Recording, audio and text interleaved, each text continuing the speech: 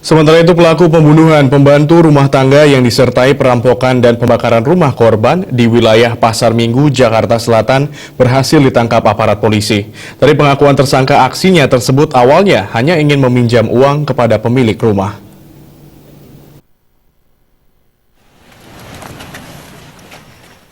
Dede Hairian, tersangka pembunuhan yang disertai dengan perampokan dan pembakaran rumah korban di wilayah Pasar Minggu, Jakarta Selatan, akhirnya ditangkap pihak kepolisian sebelum menikmati uang dan harta benda hasil kejahatannya.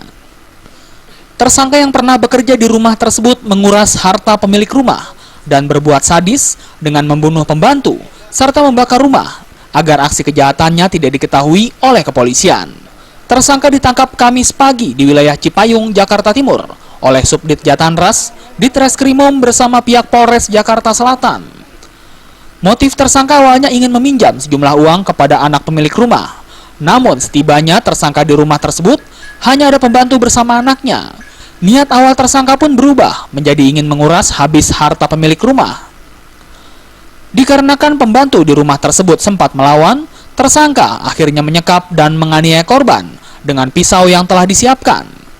Untuk menghilangkan barang bukti, tersangka akhirnya nekat membakar rumah tersebut. Alasan tersangka membunuh dan membakar rumah, tersangka ingin merampok rumah korban, namun karena korban teriak-teriak dan melawan, maka tersangka membunuhnya dan membakar rumah untuk menghilangkan jejak.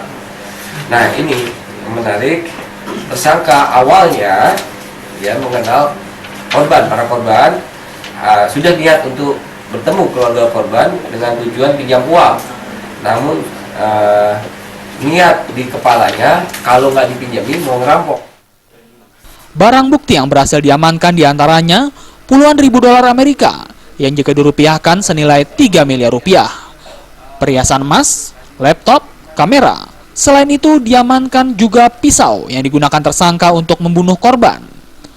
Tersangka akan dijerat dengan pasal 365 KUHP tentang pencurian dengan kekerasan dan pasal 340 tentang pembunuhan berencana dengan ancaman pidana 20 tahun penjara atau maksimal penjara seumur hidup. Dari Jakarta, Zikri Amin melaporkan.